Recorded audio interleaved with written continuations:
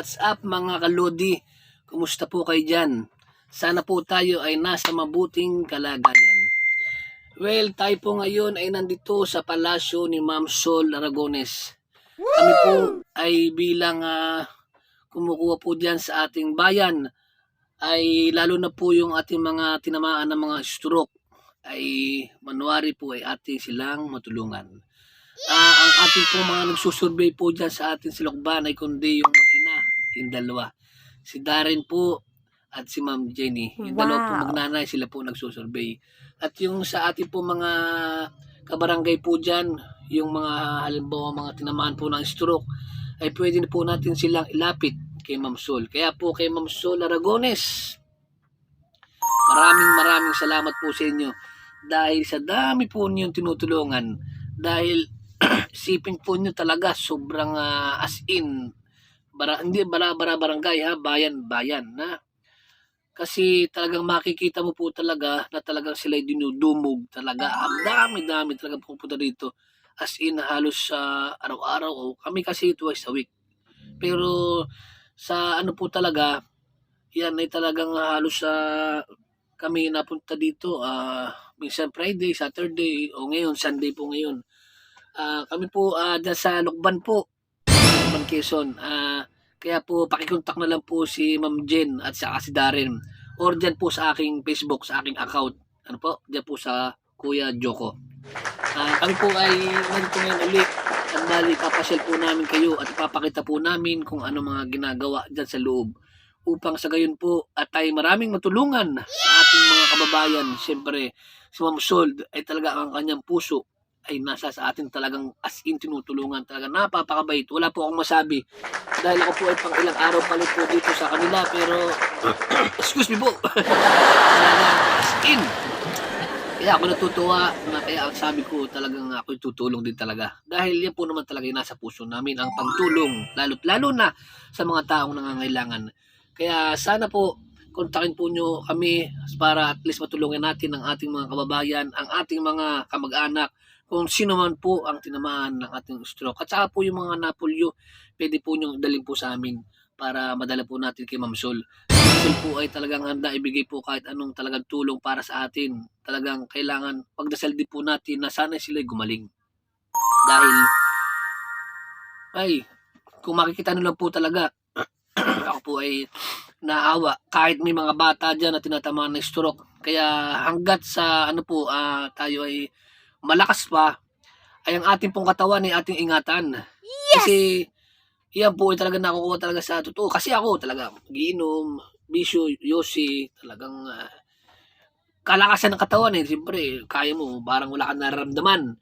Pero pagsapit ng may edad ka, kahit na yung bata pa dyan, talaga nakikita ko sila halos tinatama din ng stroke. Kaya ako minsan napapaluha na lang na nakakaawa, na talagang sana sila gumaling, sana sila makasurvive. Kasi talagang ang ating po talagang karamihang namamatay ay dito po talaga sa atake, yung mga stroke po talaga.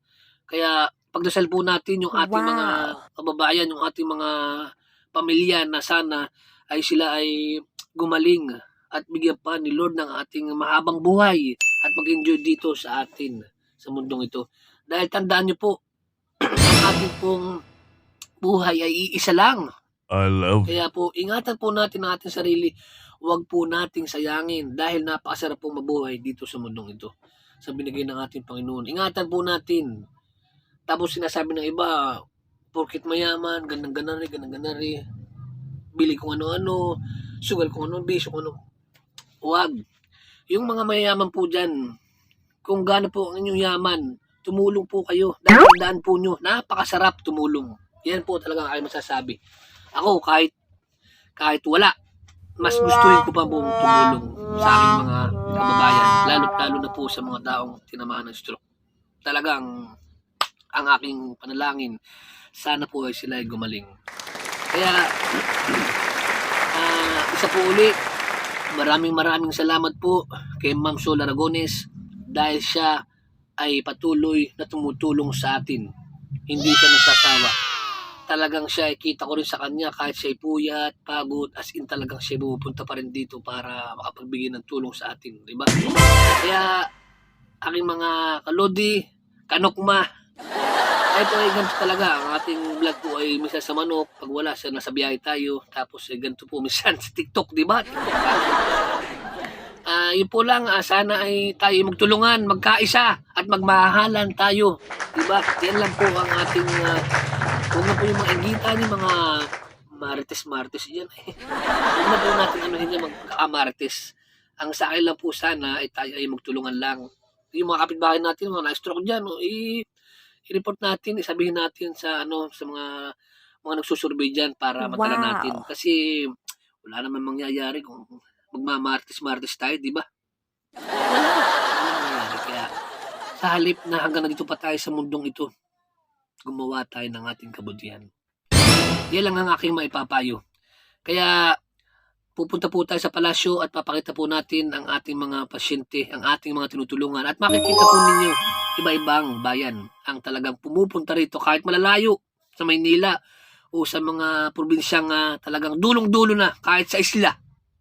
Tatawid dagat, pumupunta pa rin sila dito upang makapaglingkod at tumulong sa mga tinamaan ng stroke. Talagang as in, hindi ko alam na ganyan pala kadami ang talagang tinatamaan ng mga stroke. Talagang nakakawa.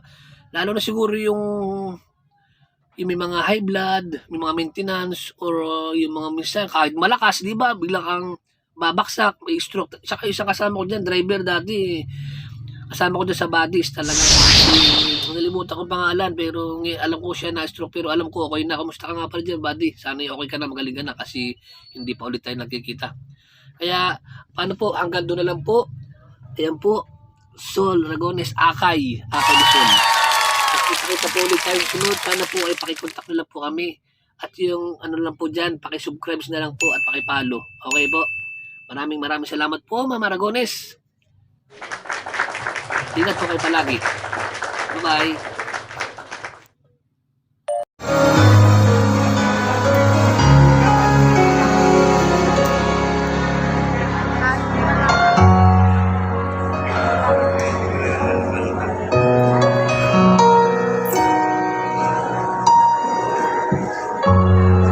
Palakpakan niyo po ang akay ni Sol Party List.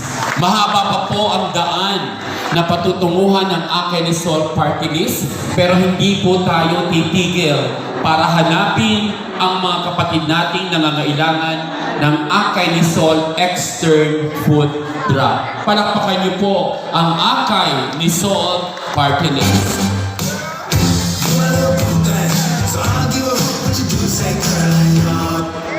At ngayon naman po, bago ang mensahe ng ating mahal na Congresswoman Sol Aragones, narito naman po ang proseso kung paano po isosuot at kung paano tatanggalin ang inyo pong mga extern food drop dun po sa mga magka-qualified.